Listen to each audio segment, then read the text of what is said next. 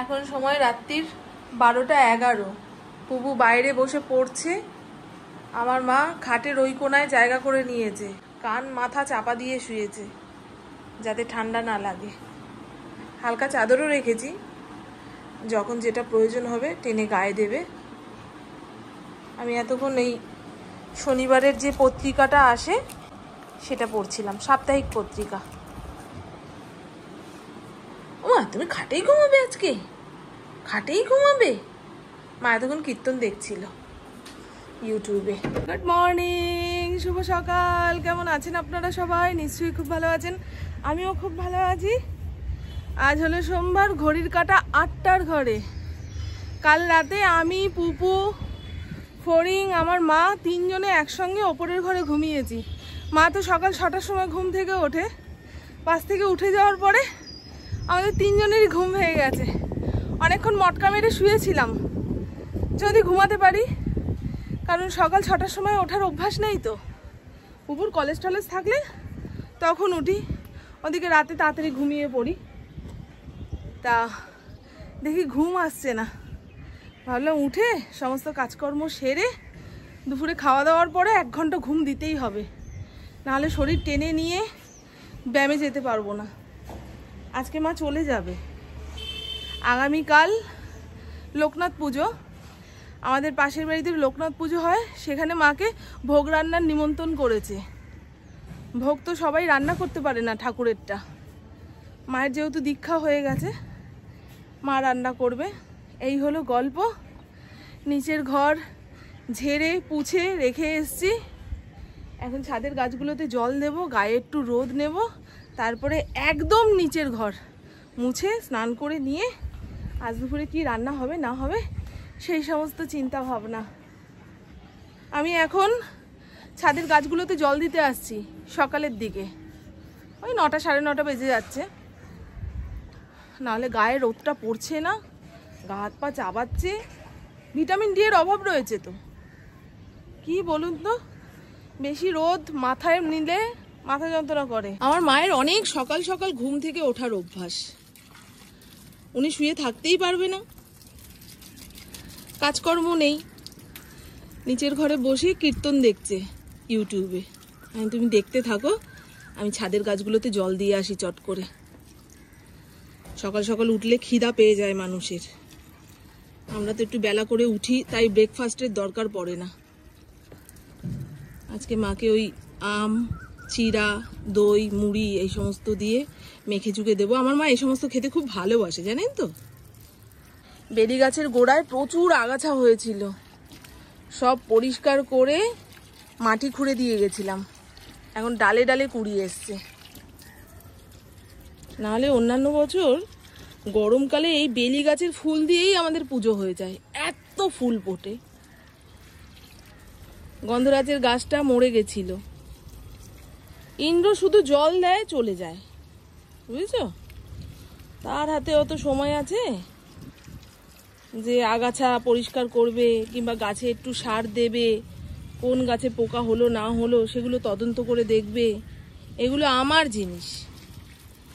সে যে একটু খেয়াল রেখেছে তাতে অনেক ধন্য হয়ে গেছি, এর থেকে বেশি চাইলে মুশকিল। বলবে গাছ ফাছ বিদায় করো, যখন খেয়াল নিতেই পারছো না রেখে লাভ নেই, বুঝেছো। একরকম হয়ে যাবে। এখানে রেখেছি সব আগাছাগুলো।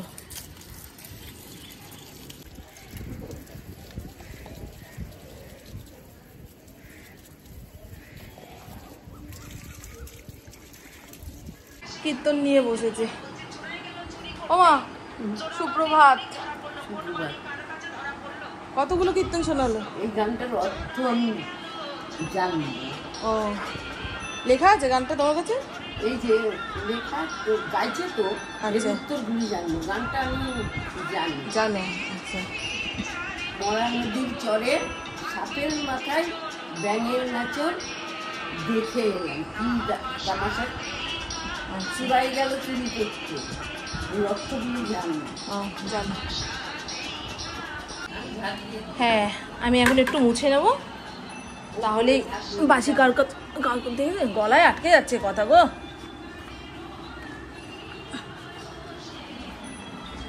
আমার মা সকালে ঘরদোর ঝেড়ে দিয়েছে।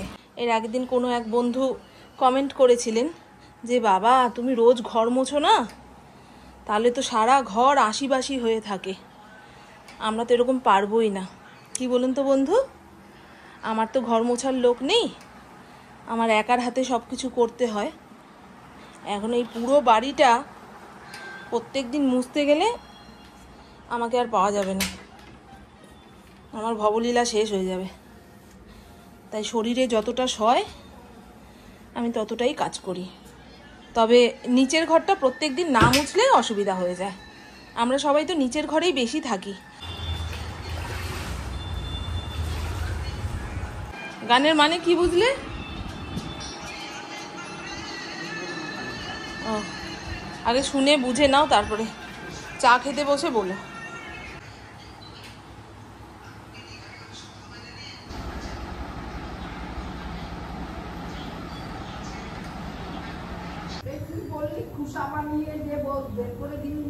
হ্যাঁ দেবো মা, দেবো। এই যে এখন মনে পড়লো, স্নান করতে গিয়ে মনে পড়লো যে মাকে তো বলেছিলাম ধুন্দুলের খোসা দিয়ে সাবান জালি বানিয়ে দিতে, তো সেটা তো বের করে দিলাম না।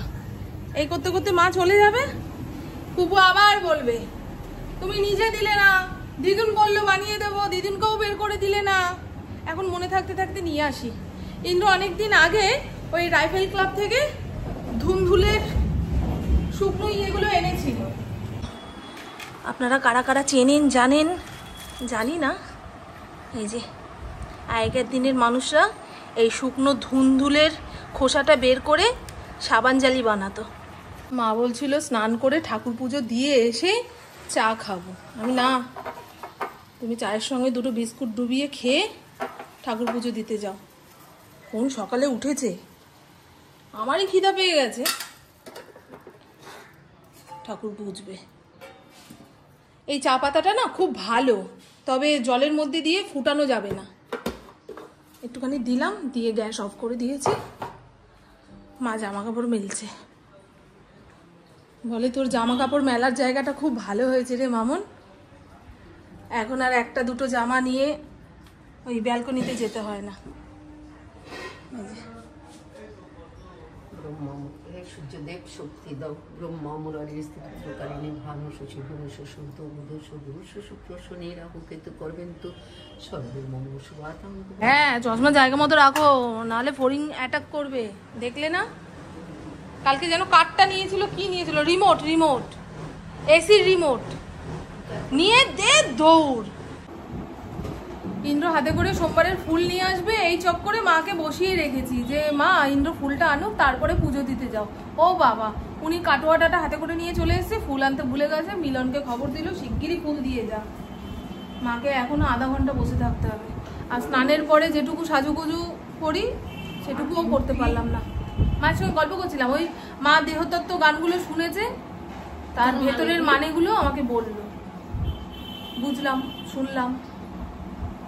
কুকু উঠে গেছে, অন্য দিনের তুলনায় আজকে তাড়াতাড়ি ঘুম ভেঙেছে আমার। তাড়াতাড়ি এসিটা বন্ধ হয়ে গেছে না, তোমাকে বেরোতে দেখে ফড়িং তো আর ঘরে থাকবে না। এই তো দিদুন কোন জায়গায় যাবে ঘুরতে, আমাকেও তো ঘর থেকে বেরোতে হবে। এবারে ওকে বের করে দিয়ে যদি আমরা দরজা, হ্যাঁ ওকে বের করে দিয়ে যদি দরজা বন্ধ করে আমরা শুতাম, ক্ষণে ক্ষণে দরজা পিটিয়ে ভাঙতো যে এরা মা মেয়ে ঘরে কি করছে। হ্যাঁ এসি বন্ধ হয়ে গেছে, আজকে তো মারাত্মক গরম, কি পরিমাণে রোদ উঠেছে এত সকালেই। যত বেলা বাড়বে গরম বাড়বে, মারাত্মক গরম পড়ছে গো। কালকে লোকনাথ বাবার পুজো, লোকনাথ বাবা শুধু চেলি পরে বসে থাকবে। কালকে পুপু আবার যাবে, লোকনাথ পুজোর নিমন্ত্রণ রয়েছে। আজকে কালকে সকালবেলা, কালকে মানে পুরাচ্ছিল, সকালবেলা পুড়িয়ে দিচ্ছিল না। তুমি হেঁটে এসছো বলে তোমার মনে হচ্ছিল গরমটা, আজকে তুমি হাঁটছো না, ঘরে বসে আছো, তার জন্য টের পাও না। আজকেও গরম আছে, আজকেও খুব গরম। সকালে ছাদে গেছিলাম তো, মনে হয় মাথা যন্ত্রণা উঠে যাচ্ছে, এইরকম রোদের তাপ। 8টার সময় তুমি ঠাকুর ঘরে তুমি আধা ঘন্টা পুজো দিতে বসবে, দেখো কি হালটা। এই পাশে জানলাটা খুলবা না মা, পাখির ডিম ফুটে বাচ্চা বেরিয়েছে, বাচ্চা বড় হয়নি। যতক্ষণ না ও বাচ্চা নিয়ে উড়ে যাচ্ছে ততক্ষণ শান্তি নেই গো। ঠাকুর পুজো দেয় ঘন্টা বাজায় না জানো ইন্দ্র, ঘন্টা বাজায় না। না, পাখি উড়ে যাবে, পাখির বাচ্চা বাসা থেকে পড়ে যাবে, এইরকম।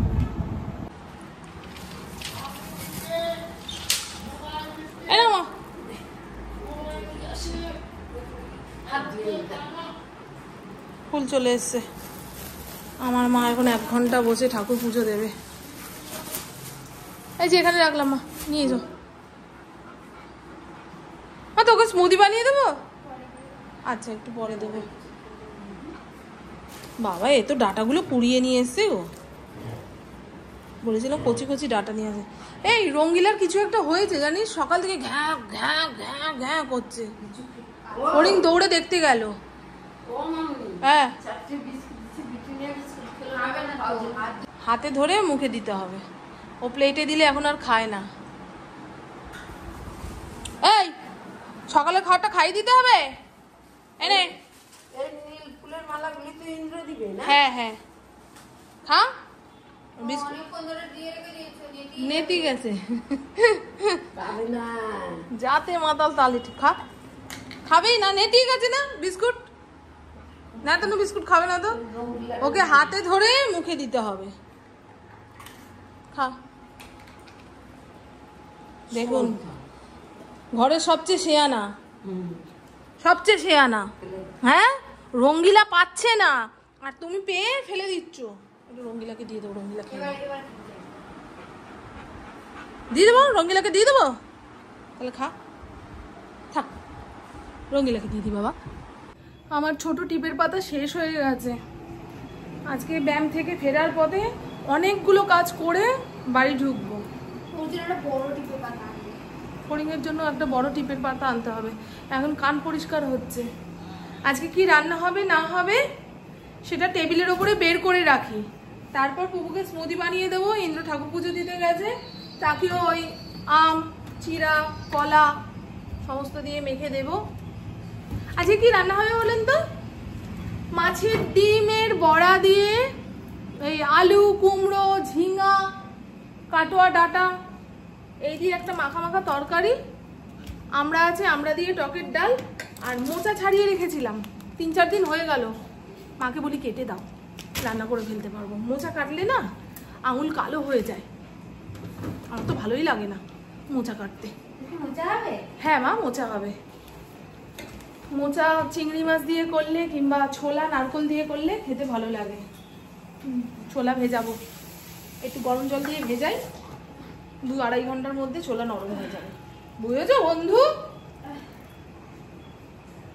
একদম ফুটন্ত জল। চলেন, ইন্দ্রর বান্ড কোথায় খাওয়ানোর? এই যে প্রভুকে এখন খেতে দেবো। মাছের ডিম বের করে রেখেছি। আজকে নিজেকে রোগা রোগা লাগছে জানেন কেন গো? সকাল সকাল উঠেছি তো, দেহের অর্ধেক চর্বি মানে ঝরে গেল এরকম মনে হচ্ছে। নাইটিটা ঘেঁটি থেকে পড়ে যাচ্ছে, চোখ মুখ শুকনো লাগছে, ক্যামেরাটাও কেমন ঝাপসা হয়ে গেছে, ভালো করে মুছতে হবে। বুঝলেন, কালো কালো হয়ে গেছে আমগুলো। যখন এনেছিল তখনই আমের গায়ে তিল ভর্তি।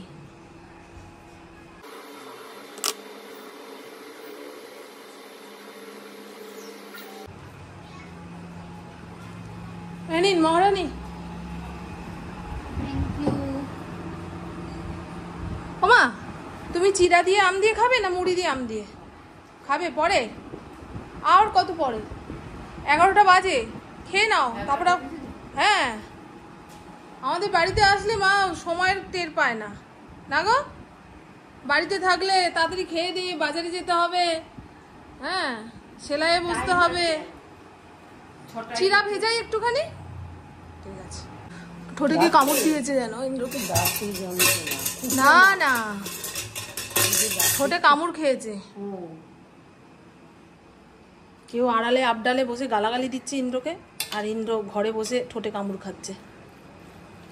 আমরা তো ছোটবেলা থেকে এটাই জেনে এসেছি। এই যে প্রভু,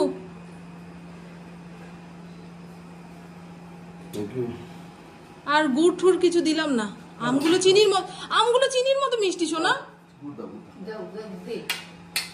আম চিনির মতো মিষ্টি। মা মোচাটা ঝিরিঝিরি করে কেটে দিল, আমি ঝটপট রান্না বসিয়ে দিয়েছি। মোচা ঘন্ট হচ্ছে, মাছের ডিমের বড়া মশলাপাতি দিয়ে মেখে বড়া বানিয়ে তুলে নিয়েছি, সবজিপাতি কাটা রয়েছে, ধুয়ে কড়াইয়ের মধ্যে চাপাবো, 20-30 মিনিটের মধ্যে তরকারি নেমে যাবে। আর আমার মা কি কার্যসিদ্ধি করছে খালি দেখুন। এই দেখুন, আগেকার দিনের মানুষরা এই খোসাতে করে সাবান মাখতো বলে খোস প্যাঁচড়া স্কিনের রোগ কম হতো, জানো মা? এখন তো সব ফ্যাশনেবল খোসা লুফা কত কি বেরিয়ে গেছে। হ্যাঁ, তিতা তো।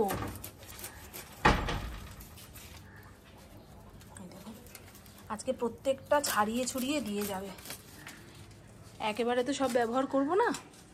একটা ফুরালে আরেকটা, ফুরালে মানে কি একটা নষ্ট হয়ে গেলে আরেকটা।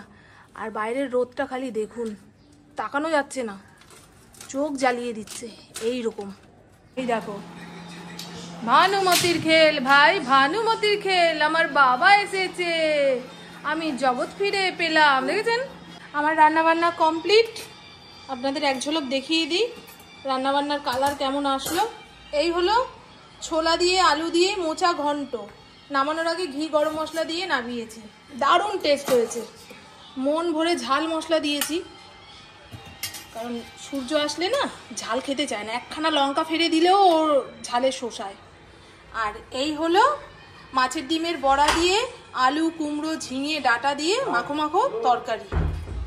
এটাও আমার খুব প্রিয় একটা তরকারি। মাছের ডিমের বড়া আছে বলে মাছের ডিমের বড়া, না হলে চিংড়ি মাছ দিয়েও এই তরকারিটা বানালে আমি খুব ভালো খাই। নামানোর আগে ভাজা মশলা দিয়ে নামিয়েছি, দেখেছেন? বড়াগুলো একটু মশলা মাখিয়ে ভেজেছি। আর এই হলো আমড়ার ডাল, গুনে গুনে 4টে আমড়া দিয়েছি। বেশি আমড়া দিলে না রাতের দিকে ডালটা পুরো বিষ টক হয়ে পড়বে। এই দুপুরের দিকে সবাই একটা একটা করে আমরা খেয়ে নেব, রাতে শুধু ডালটা থাকবে। ডাল থাকলে কোনো চিন্তা থাকে না, ইন্দ্রকে নিয়ে তো কোনো চিন্তাই থাকে না। অবশ্য ডাল না থাকলে জল ঢেলেও খেতে পারে, ওনার খাওয়া নিয়ে কোনো ঝামেলা নেই। এদিকে ভগবান আমাকে খুব বাঁচিয়ে দিয়েছে।